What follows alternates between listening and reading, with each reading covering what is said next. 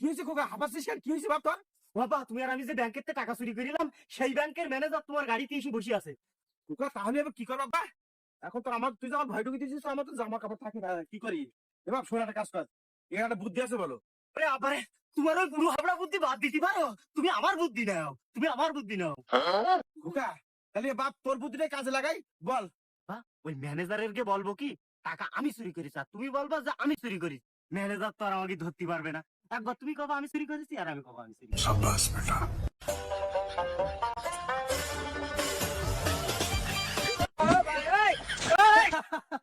কিরে মানিক রাতুন এই যাও ব্যাংকে টাকা নিয়ে থাকি না বল। ম্যানেজার সাহেব ওই ব্যাংকের থেকে টাকা আমি চুরি করে নিলাম।